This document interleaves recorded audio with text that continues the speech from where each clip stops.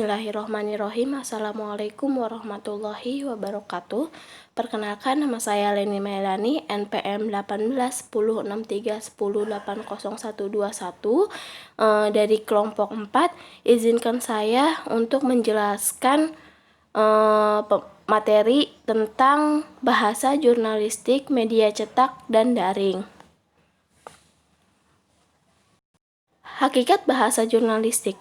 Menurut Sudaryanto 1995, bahasa jurnalistik yang disebut juga bahasa pers merupakan salah satu ragam bahasa kreatif bahasa Indonesia yang terdapat ragam bahasa ilmiah, ragam bahasa filosofi, ragam bahasa bisnis, dan ragam bahasa sastra.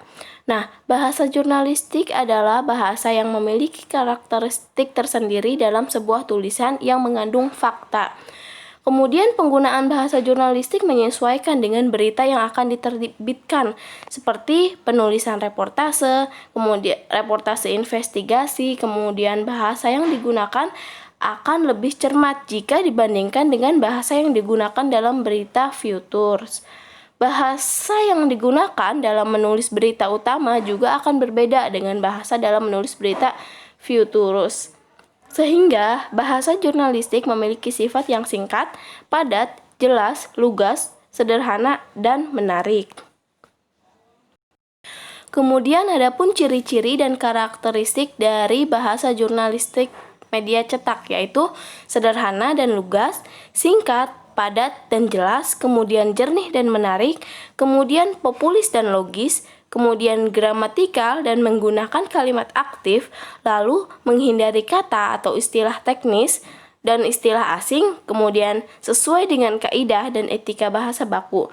Nah, sedangkan karakteristik atau ciri dari bahasa jurnalistik daring yaitu ringkas atau hemat kata, kemudian lugas atau padat dan jelas, kemudian umum atau sederhana, kemudian efektif dan efisien, dan menarik dibaca. Nah, kemudian yang dimaksud dengan bahasa jurnalistik cetak, selain ciri-ciri dan karakteristik di atas, bahasa jurnalistik media cetak pun memiliki aspek lain, yaitu struktur kalimatnya yang hemat, penggunaan ejaan yang disempurnakan atau EYD, dan penggunaan kalimat yang efektif. Dalam menulis berita, penulis harus memahami bagaimana penggunaan ejaan yang disempurnakan. Nah, hal ini sejalan menurut Sumadiria dalam Nurleni tahun 2016 bahwa terdapat ketepatan indikator, yakni ketepatan dalam penulisan huruf kapital, ketepatan dalam penulisan huruf miring, kemudian ketepatan dalam penulisan singkatan, dan ketepatan dalam penulisan akronim, serta ketepatan dalam penulisan angka. Nah, di samping ketepatan dalam penggunaan EYD, bahasa jurnalistik media cetak pun harus memiliki unsur-unsur kehematan yang perlu diperhatikan. Nah, unsur-unsur kehematan pada kalimat jurnalistik yang perlu diperhatikan menurut Sumadiria dalam Nurleni tahun 2016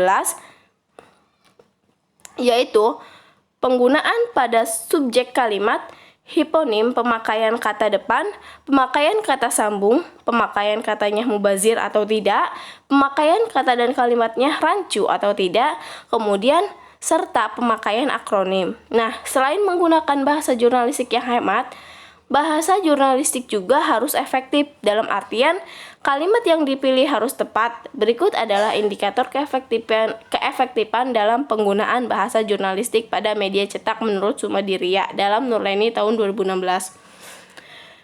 Yakni kesatuan atau kesepadanan, kemudian kepaduan atau koherensi, kemudian kesejajaran atau keparalelan, dan kelogisan atau kenalaran. Nah, bahasa jurnalistik daring pun memiliki konsep jurnalistik, yaitu jelas dan ringkas, atau clear and concise writing, simple and direct style, kalimat dan alinea pendek, gunakan spasi. Nah, kemudian lebih ringkas lebih baik. Banyaknya hasil studi menunjukkan sebaiknya tulisan daring tidak lebih dari 800 kata. Nah, kemudian judul atau headline. Judul akan lebih efektif apabila langsung atau lugas. Nah, kemudian ada subjudul.